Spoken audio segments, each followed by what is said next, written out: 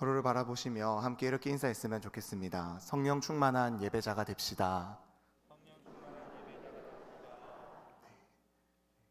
네, 사람이 변했으면 변해야 하는 것이 있는데, 이 변하고도 변해야 할 것이 변하지 않을 때는 변한 것이 변하지 않도록 변한 것을 붙들어야 변할 수 있다라는 말이 있습니다.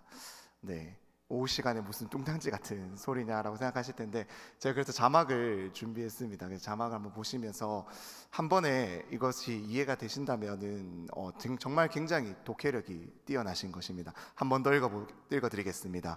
사람이 변했으면 변해야 하는 것이 있는데, 변하고도 변해야 할 것이 변하지 않을 때는 변한 것이 변하지 않도록 변한 것을 붙들어야 변할 수 있다. 네.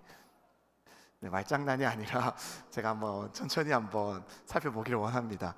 사람이 변했다면은 당연히 변한 게 있습니다. 외모가 변했든지 학교와 같이 내가 가진 어떠한 자격이나 스펙이 변했든지 무엇인가 변했다면 변한 것이 있어야 된다라는 말입니다. 사실 남자분들에게는 굉장히 어려운 질문이 하나, 공통적인 어려운 질문이 있는데요. 집에 이제 퇴근을 하고 돌아오셨는데 이 아내 집사님이나 권사님이 또는 따님이 오늘 나 달라진 것 없어? 뭐 바뀐 것 없어? 라고 이제 질문을 들을 때 우린 참 쉽지 않은 질문이다라는 것을 그 질문을 들을 때마다 생각하게 됩니다. 이렇게 사람이 변했으면 변해야 하는 것이 있는데, 이 변하고도 변해야 할 것이 변하지 않을 때는 변한 것이 변하지 않도록 변한 것을 붙들어야 변할 수 있다라는 것인데요. 이 말은 이제 제가 지어낸 말은 아니고요. 제가 이제 신대원에 처음 입학을 했을 때 이제 첫 개강 수련회 때 강사로 오셨던, 지금도 활발하게 이 설교 사역을 순회 사역을 하고 계시는 이 노진준 목사님이라는 목사님께서 이 설교를 시작하시면서 던진 말씀이셨습니다. 이 개강 수련회 첫날 첫 시간 입학을 하고 이제 첫 시간이었는데요.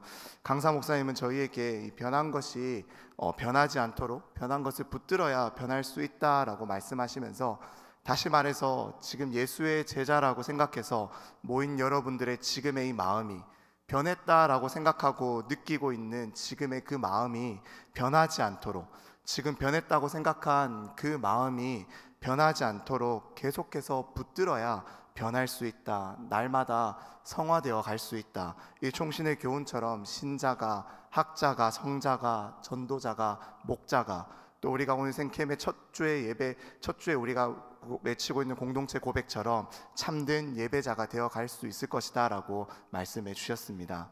그렇게 이 말씀을 마음에 새기면서 신대원 생활을 시작했고 사역을 계속 이어오고 있습니다. 하지만 여전한 저의 모습을 바라볼 때마다 저는 늘 이렇게 하나님께 기도를 합니다. 하나님, 저를 좀 변화시켜 주세요. 하나님, 제게 믿음을 더하여 주세요. 하나님, 제게 사랑을 넘치게 해주세요. 하나님, 변하지 않는 제 마음을 변하게 해주세요. 성령의 충만함으로 날마다 내가 아니라 성령님이 내 삶의 주인 되게 해주세요. 날마다 주님만 예배하는, 주님이 찾으시는 그 예배자가 되게 해달라고 그렇게 기도하고 있습니다. 사랑하는 여러분, 여러분들은 어떠하십니까? 사실 사람은 잘 변하지 않습니다. 특히 어느 정도 성장한 어른은 쉽게 변하지 않습니다. 우리는 변하기가 참 쉽지가 않습니다. 아니, 어쩌면 사실 우리는 별로 변하고 싶지 않은 것일지도 모르겠습니다. 변해야 할 대상은 내가 아니라 다른 사람이, 나에게 어렵게 하고 있는 저 사람이, 나를 힘들게 하고 있는 저 문제가, 내 원수가 변했으면 좋겠지, 사실은 내가 그렇게 변하고 싶어 하지는 않는다라는 것입니다. 우리는 우리의 본성을 거슬러 올라갈 힘이 사실 우리에게 없습니다. 아니, 그 힘과 그 노력을 그렇게 우리는 애써서 하고 싶어 하지 않습니다. 다시 말해서 우리는 억지로 내 본성을 거슬러 올라가면서 그렇게까지 하면서 내 삶을 뒤집어 엎고 변하고 싶어 하지는 않는다라는 것입니다. 관성의 법칙처럼 우리는 조금 변한 것 같습니다. 하지만 그래서 조금 앞으로 나아가는 것 같지만 다시 이내 곧 제자리로 돌아오고 마는 것이 우리들이 늘 마주하는 나의 모습입니다. 하지만 우리는 변해야 합니다. 하나님의 은혜와 함께하는 인생은 더는 죄 가운데 머물 수 없기 때문입니다. 그리고 우리는 변하고 싶습니다.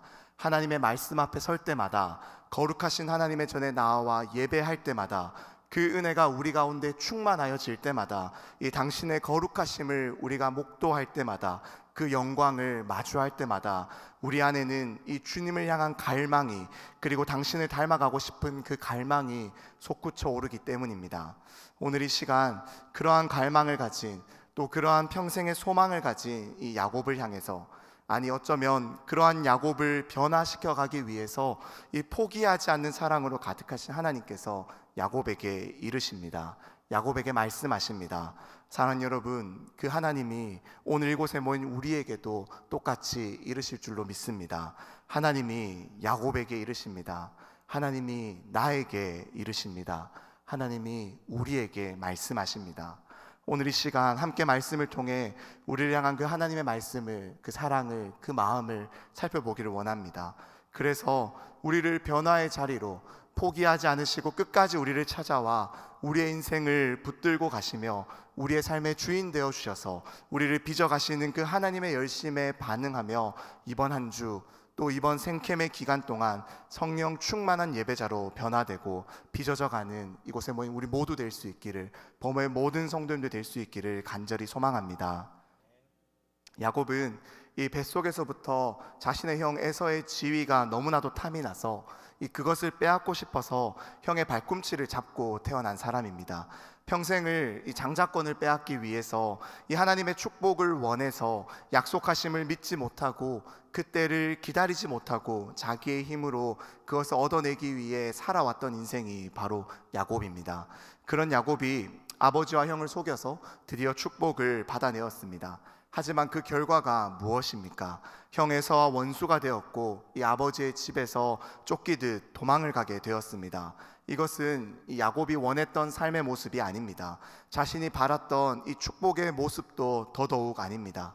이렇게 야곱은 자신이 원치 않던 상황을 마주하며 무기력하게 쫓기듯 집을 나와서 이 외삼촌 라반이 있는 하란으로 떠나게 됩니다. 그리고 그 길에서, 바로 베델에서 야곱은 하나님을 만나게 되었습니다. 지쳐 쓰러져 이 돌을 베고 자고 있던 이 야곱에게 하나님은 꿈에 그를 찾아와 주셨습니다.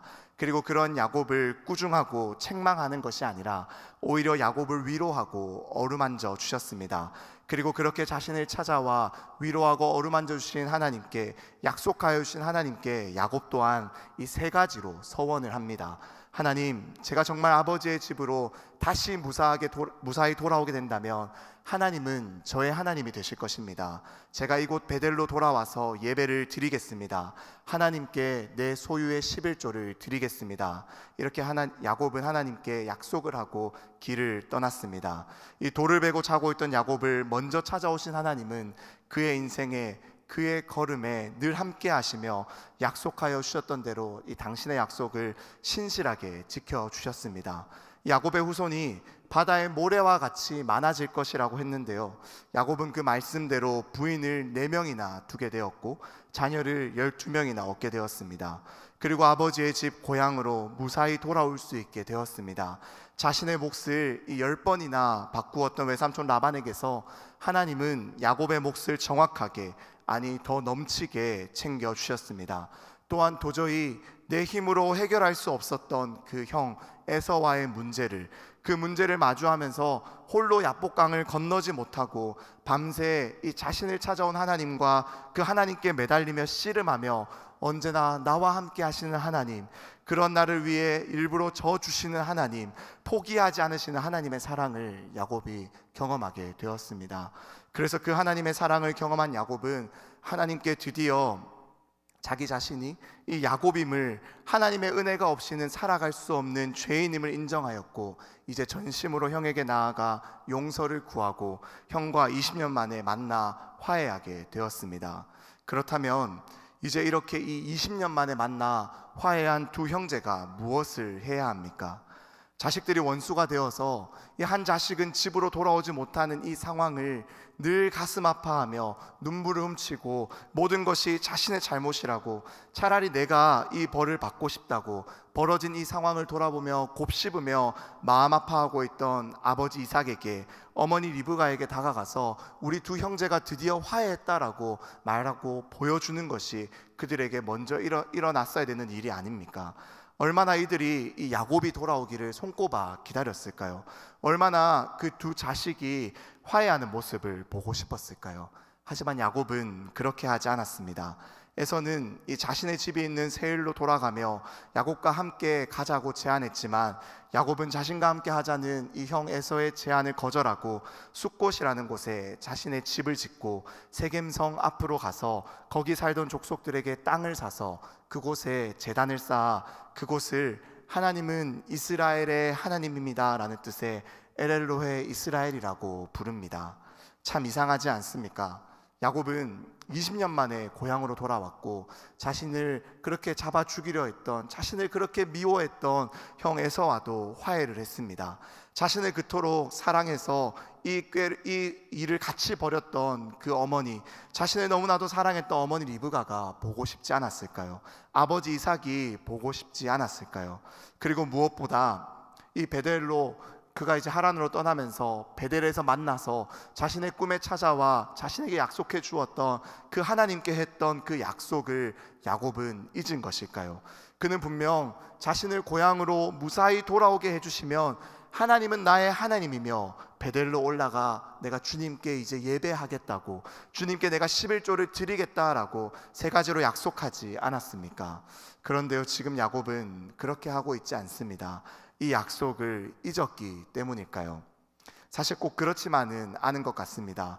왜냐하면 야곱은 지금 이 세겜성 앞에 땅을 사서 장막을 치고 그곳에 제단을 쌓으며 하나님께 예배하고 있기 때문입니다.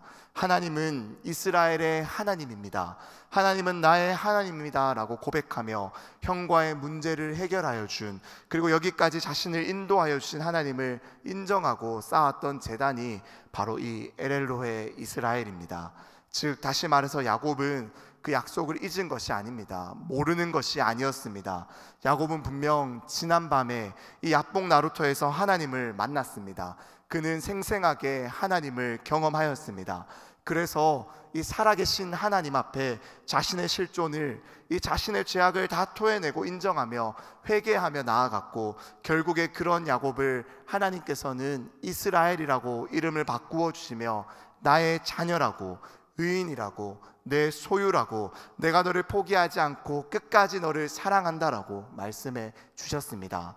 이제 야곱은 이 하나님을 만나서 변화된 자신의 이 새 이름, 이 이스라엘로 날마다 하나님과 동행하며 하나님의 뜻대로 살아가기만 하면 되었습니다. 하지만 어떠합니까? 야곱은 그렇게 하고 있지 않습니다. 자신의 현실에 안주하며 그냥 그곳에 머물러 버립니다. 분명 하나님을 만났지만, 하나님을 예배한다라고 말했지만, 이제 그래서 내가 날마다 성령 충만한 예배자로 살아갈 것처럼 분명 그러한 모습을 우리들에게 보여주었지만 그는 다시 원래의 자신의 모습으로 돌아간 것입니다. 사랑하는 여러분, 이러한 야곱의 모습이 참 우리의 모습과 많이 닮아 있지 않습니까? 우리도 분명 하나님을 만납니다. 하나님을 경험합니다. 예배를 통해서, 말씀을 통해서, 또 우리의 삶 가운데 구석구석 놓지 않으시고 세밀하게 간섭하시며 동행하시며 함께 하시는 하나님의 손길을 우리가 느낄 때마다, 그 섭리를 우리가 깨달을 때마다 우리는 하나님의 살아계심을 찬양합니다.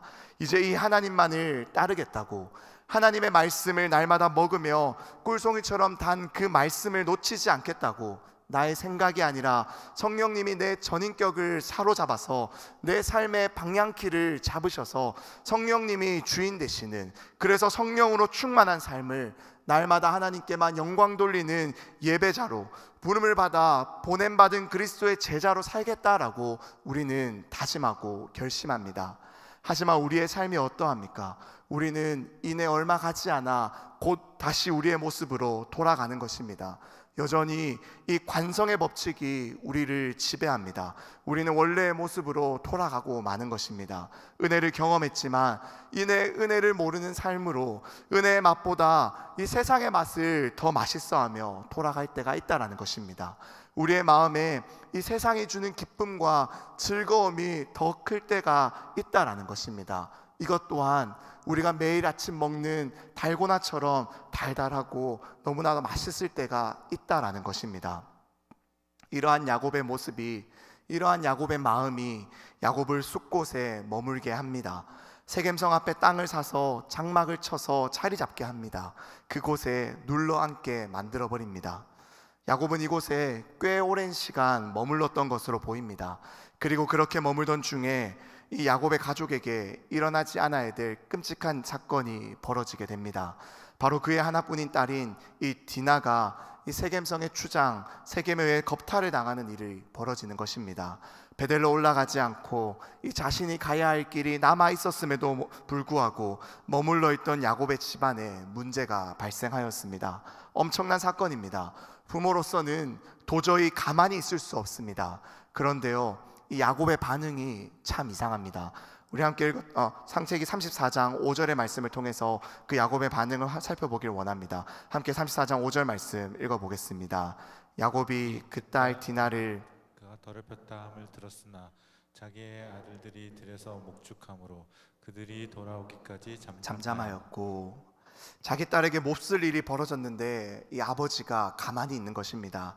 이미 상대방의 아버지는 이 자기 아들이 벌인 이 사고를, 이 문제를 해결하기 위해서 애를 쓰고 있습니다. 이 문제가 어떻게든 이 자기 아들의 앞길을 막지 않기 위해서 벌써 뛰어와서 이 문제를 해결하고자 애쓰고 있습니다. 하지만 야곱은 어떠합니까? 야곱은 가만히 있습니다. 그러나 이러한 아버지 야곱과는 달리 이 디나의 오빠들, 야곱의 아들들의 반응은 과격했습니다. 그들은 이 끓어오르는 화를, 그 분노를 참지 못합니다. 아니, 참지 않았습니다. 그리고 똑같이 더 잔혹하게 복수를 가했습니다. 그런데요, 이렇게 끔찍하게 이 복수를 벌이고 이 일을 벌이고 온 아들들이 돌아왔을 때 야곱의 반응 또한 놀랍습니다. 우리 다시 한번 더 34장 30절의 말씀 같이 한번 더 읽어보며 확인해 보길 원합니다. 30절입니다. 야곱이 시므온과 레이에게 이르되 너희가 내게 화를 끼쳐 나로 하여금 이 땅의 주민 곧 가나안 족속과 브리스 족속에게 악취를 내게 하였도다. 나는 수가 적은즉 그들이 모여 나를 치고 나를 죽이리니 그러면 나와 내 집이 멸망하리라. 지금 야곱이 아들들에게 분노하고 있는, 화를 내고 있는 그 포인트가 참 이상합니다. 지금 야곱의 이 말을 다시 한번 더 들여다보면요, 야곱은 지금 아들들이 행한 잘못 때문에, 그들의 잘못 때문에 그 아들들을 혼내고 있는 것이 아닙니다.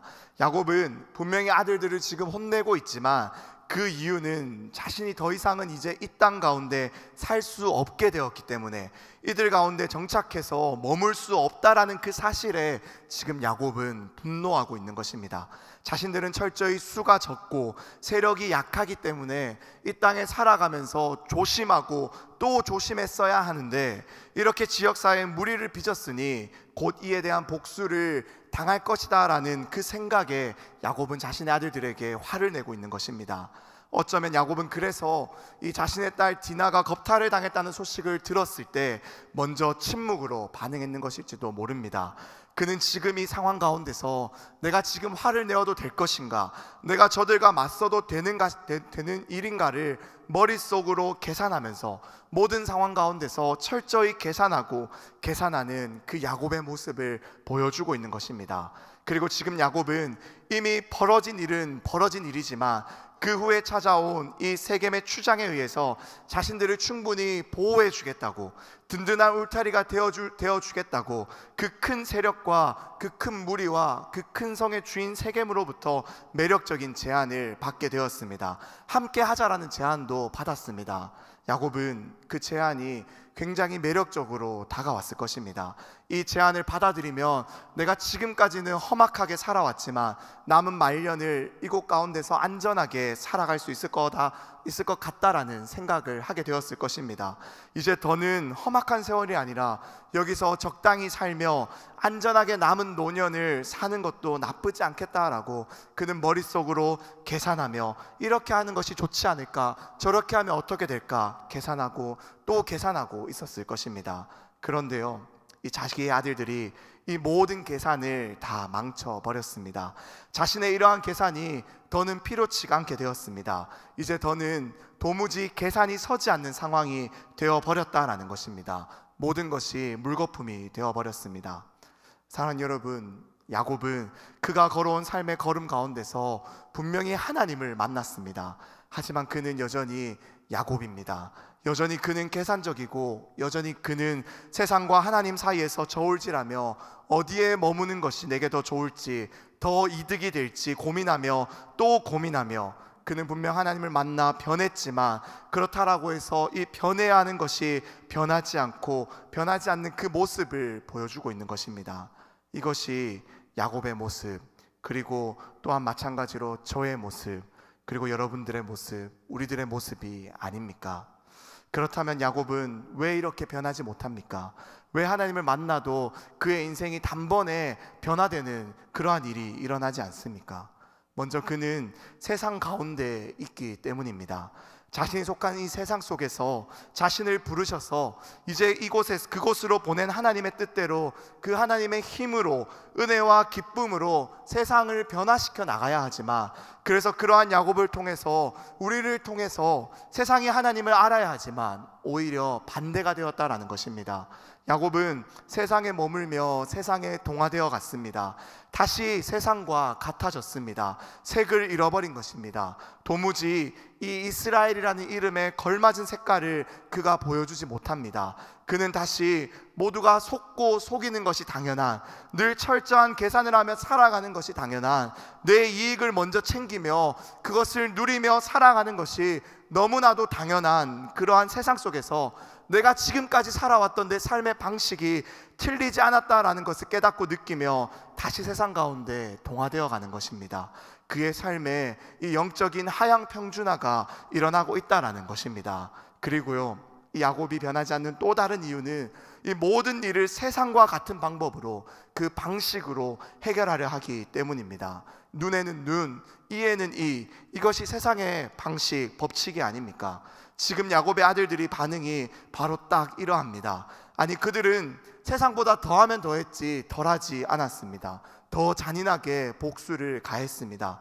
심지어 그들이 이 세겜성의 사람들을 속이기 위해서 무엇을 사용하였습니까? 바로 하나님께서 약속하여 주신 그 하나님의 자녀라는, 하나님의 백성이라는 징표로 그들의 몸에 새기라고 하신 할례를 사용하지 않았습니까? 하나님의 자녀가 되었다라는 그 증거, 그 몸에 새겼던 그 언약의 징표를 사용해서 오히려 그것을, 하나님을 예배하는 방법을, 하나님을 기억하는 그 방법으로 오히려 세겜성의 사람들을 속여서 지금 그들에게 복수를 하고 그들에게 악을 행하는 그 도구로 사용한 것입니다.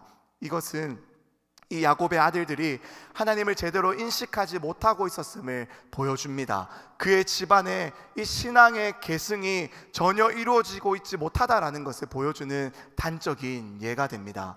세상과 동화된 야곱은 자기의 아들들에게 하나님의 방법을 알려주지 못합니다.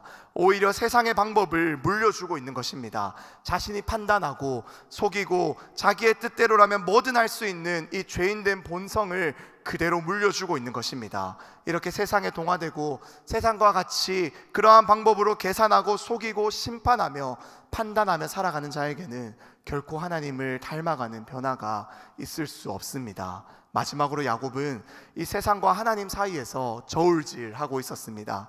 하나님을 만났고 하나님과 함께 하심을 경험했고 하나님의 은혜를 누리고 그 맛을 알지만, 그의 이름이 이스라엘로 변화되었지만 그가 여전히 야곱인 것은 여전히 그는 세상과 저울질하고 있기 때문입니다.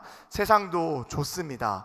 두 발을 다 걸쳐 놓아도 괜찮을 것만 같습니다. 여기서 이렇게 세겜 사람들과 결혼해서 안전하게 그 안전을 보장받으며 사는 것도 나쁘지 않아 보입니다. 하지만 동시에 그는 하나님을 기억하며 제단도 쌓았습니다. 예배를 드렸습니다. 빼먹는 것이 아닙니다. 동시에 하나님을 기억하고 있는 것입니다. 그러니 이렇게 적당히, 내가 적당히 해도 괜찮지 않냐라는 생각이, 이러한 저울질이 그의 안에 있는 것입니다. 이것은 우리 또한 마찬가지이지 않습니까? 사실 우리도 매일 저울질합니다. 내 시간을 어디에 더 쓰는 것이 맞을지, 내 물질과 내 힘과 내 노력을 어디에 더 쏟는 것이 맞을지 저울질합니다. 주일 예배는, 공예배는 내가 빼먹지 않으니까 나머지의 시간은 내가 원하는 대로, 내가 조금 더 급한 대로, 내가 조금 더 써야 되는 곳에 더 사용해도 되지 않을까, 우리는 저울질할 때가 있습니다. 하나님을 내가 섬기는 것이 아닌 것은 아니니까, 이 정도면 내가 열심히 하고 있고 잘하고 있으니까 나머지 시간은 그 시간의 주인이 내가 되어서 내가 사용해도 괜찮지 않겠냐고 저울질할 때가 참 많습니다. 그래서 교회 오는 날에는, 교회 안에서는 하나님을 잘 믿고 잘 따르는 신앙인으로 우리가 너무나도 잘 살아가지만, 교회 밖을 나가면 우리의 모습은 세상 사람들을 닮아가기 시작합니다. 동화되어 갑니다. 그들과 다를 바가 없어지며 다시 저울질하기 시작한다라는 것입니다. 그래서 하나님을 그저 내가 필요할 때 나에게 도움을 주시는 그러한 하나님으로 내 삶을 도와주셔서 나를 안전하게 지켜주시면 좋겠다라고 생각하며 지낼 때가 참 많다라는 것입니다. 이렇게 우리는 세상과 동화되어 세상의 방법으로 세상과 하나님을 저울질하며 살아갑니다. 사랑하는 여러분, 우리는 이렇게 변하지 못하고 또 변하지 않으며 넘어지고 반복합니다. 하지만 우리를 결코 놓치지 않으시는 하나님의 손 안에 우리의 인생이 놓여 있기에, 하나님은 이러한 우리를 절대 포기하지 않으시는 분이심을 기억하고 돌아가기를 소망합니다. 우리를 택하시고 당신의 자녀 삼아 주신 하나님은 우리를 절대 놓치지 않으십니다. 끝까지 추격해 오십니다. 쫓아오십니다. 찾아오십니다. 그리고요, 야곱에게, 저에게, 이곳에 모인 우리 모두에게 이렇게 말씀하십니다. 우리 그 하나님의 말씀을 듣기를 원합니다. 함께 35장 1절의 말씀 함께 읽으며 확인해 보길 원합니다. 하나님이 야곱에게 이르시되 일어나 베델로 올라가서 거기 거주하며 내가 내 형 에서의 낯을 피하여 도망하던 때에 내게 나타났던 하나님께 거기서 제단을 쌓으라 하신지라. 하나님은 야곱에게 지금 일어나라라고 말씀하십니다. 지금 눌러 앉아 있는 그 땅에서, 엎드러져 있는 그 땅에서 실상은 눈을 뜨며 살아가고 있지만 영적인 눈이 감겨 잠들어 있는 바로 그곳에서 죽어 있는 너 야곱아, 잠들어 있는 너 야곱아, 깨어나라, 일어나라라고 말씀하고 있는 것입니다. 지금 하나님이 야곱을 부르시며 말씀하시는 이 일어나라라는 표현은요, 이 신약 성경에서 예수님께서 이 죽어있던 소녀를 향해서 그 소녀를 깨우시며 말씀하셨던 이 달리다 쿰과 같은 표현입니다.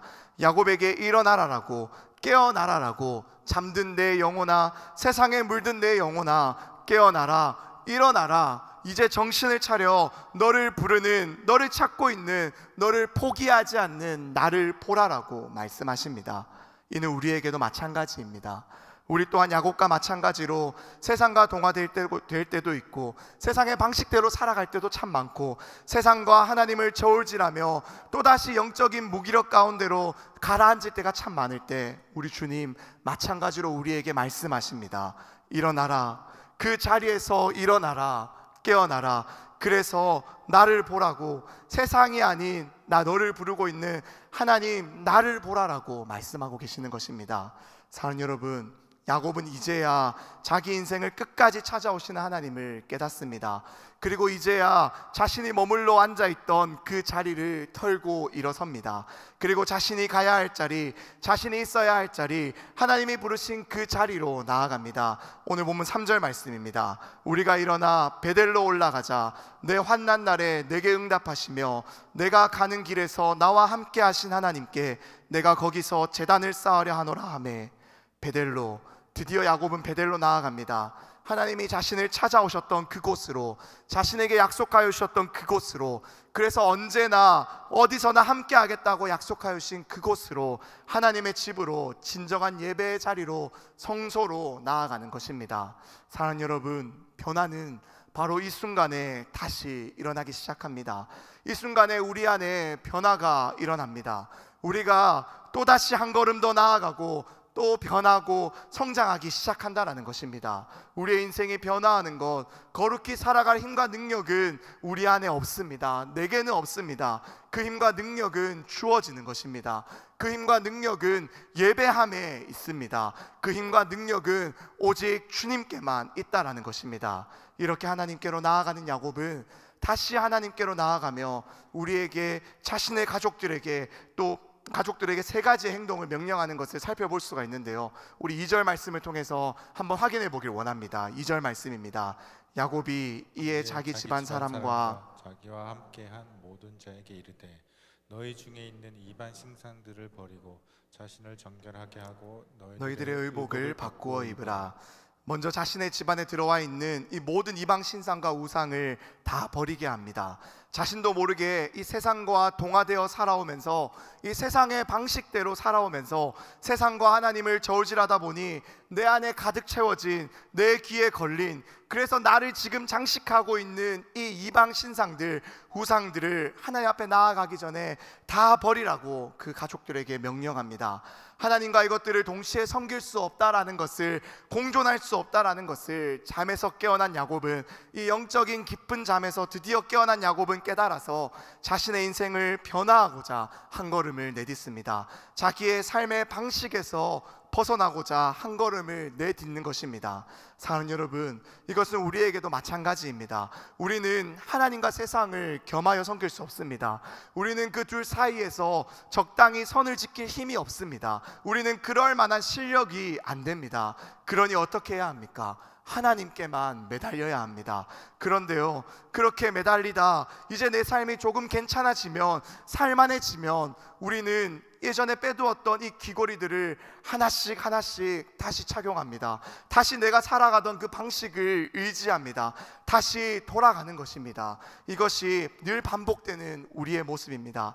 그렇게 우리는 날마다 매일 하나님 앞에 나아가야 합니다. 그래야 우리의 삶에 변화가 있습니다. 우리는 매일 다시 본질로 돌아가야 합니다. 그래야 우리의 삶에 변화가 있습니다. 우리의 모습을, 이전의 모습을 끊어내는 단절이, 결단이 우리에게 필요합니다. 두 번째로 야곱은 가족들에게 정결해져야 한다고 말합니다. 그리고 마지막으로 의복을 바꾸어 입으라고 명령합니다. 이것은 거룩하신 하나님 앞으로 나아가는 우리의 상태와 관련된 명령입니다. 정결함이란 주님께 드려질 제물처럼 흠이 없음을 의미합니다. 그렇게 하나님 앞에 나아가는 우리는 날마다 거룩한 주님을 닮아 그 거룩함을 날마다 소망해야 하는 것입니다. 우리가 외출하고 돌아오면 이 깨끗이 씻는 것처럼 우리는 날마다 우리를 씻어내야 합니다. 주의 보혈로 우리를 씻고 또 씻어야 합니다. 너무 피곤하고 귀찮다라고 해서 하루 이틀 우리가 안 씻고 넘어갈 수 있습니다. 하루 이틀 빨래도 안 하고 방도 치우지 않고 그냥 그대로 살아갈 수 있습니다. 하지만 언제나 매일을 그렇게 우리가 살아갈 수는 없습니다. 일주일에 한 번, 그 한 번으로는 부족합니다. 우리는 늘 매일 우리의 더러움을, 우리의 죄악을 씻어내야 합니다. 그래서 이 야곱이 명령한 마지막 명령처럼 의복을 바꿔 입은 자, 그래서 누가 보아도 우리의 삶의 습관이, 삶의 모습이 변화되어 새로운 신분에, 하나님이 우리를 부르시고 보내신 그 정체성에 맞게, 그 새로운 신분에 맞게 우리는 행동하며 살아가야 한다라는 것입니다. 무엇이 우리를 그것을 가능케 합니까? 무엇이 우리에게 그것을 일어나게 합니까?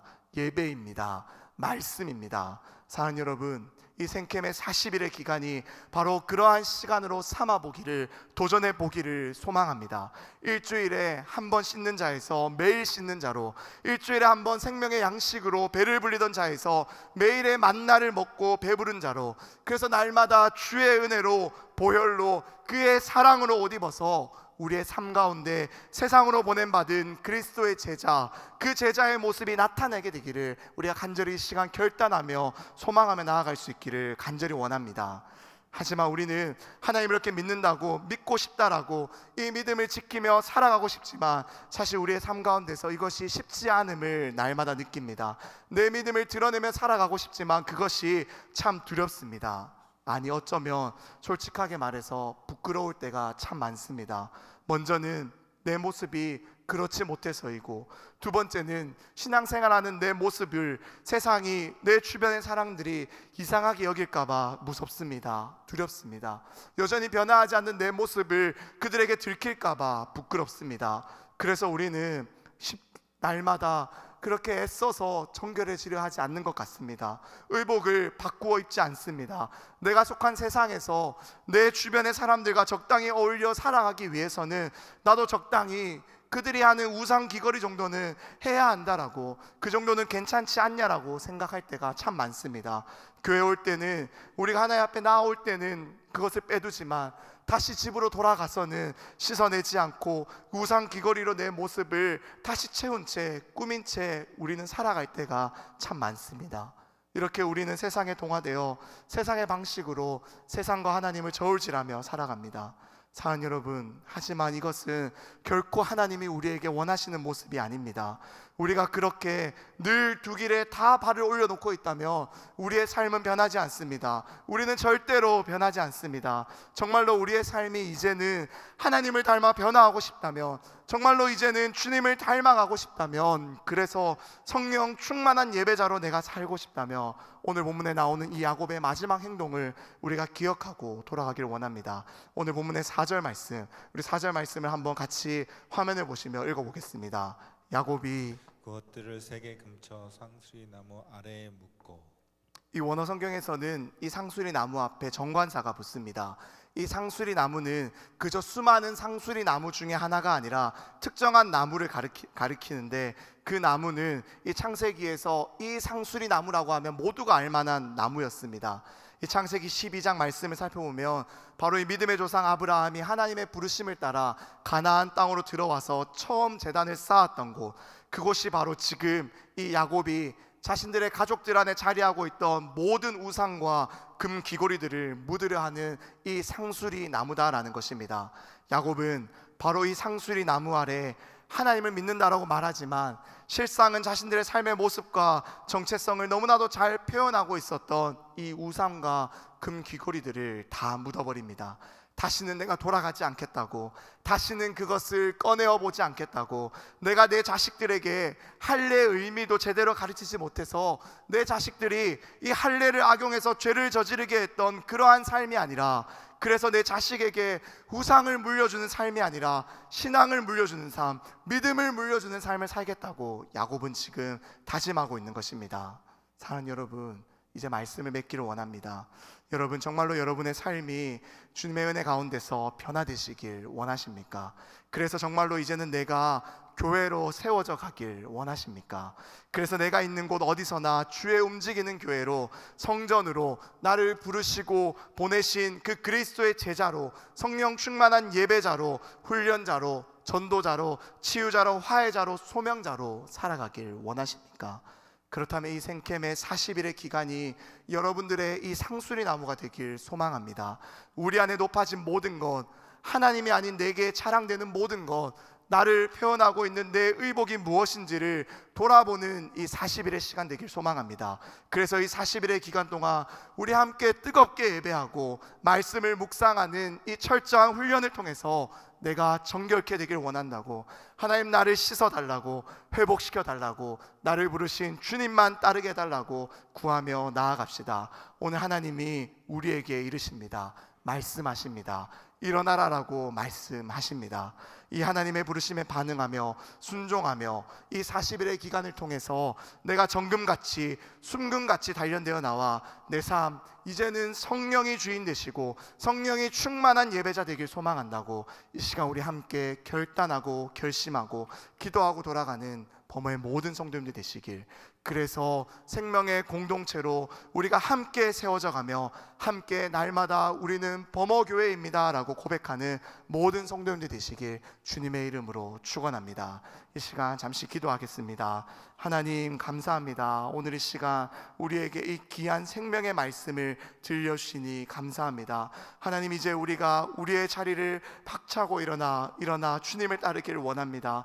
하나님, 이 시작된 생캠의 40일의 기간이 우리에게 그 훈련의 기간, 그 주님만을 바라보는 기간, 주님을 따라가는 기간 되게 하여 주옵소서. 내 안에 높아진 것, 내 안에 주인된 것이 무엇인지를 돌아보는 은혜의 시간이 되게 하여 주시옵소서. 그래서 이 40일의 기간을 통해서 내 안에 이제 진정한 주인이 누구신지를, 내 안에 정말로 높아져야 되실 분이 누구신지를, 내 삶의 보좌에 앉아야 되실 분이 누구신지를 돌아보고 점검하며, 이제는 날마다 성령을 따르며 성령 충만한 예배자로, 전도자로, 훈련자로, 치유자로, 화해자로, 소명자로 살겠다고 결심하고 결단하며 변화되는 이 40일의 기간 될 수 있도록 하나님 우리에게 은혜를 허락하여 주옵소서. 매일의 새벽을 깨울 수 있는 힘을 주시고 그 기쁨을 허락하여 주셔서 날마다 우리가 하나님의 말씀 앞에 나와 예배의 자리에 나와 하나님을 더욱 알아가고 하나님을 더 닮아가며, 우리가 범어교회입니다, 내가 주의 움직이는 교회입니다 라고 고백하며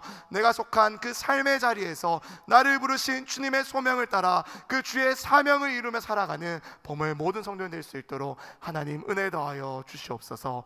예수님의 이름으로 기도드립니다. 아멘.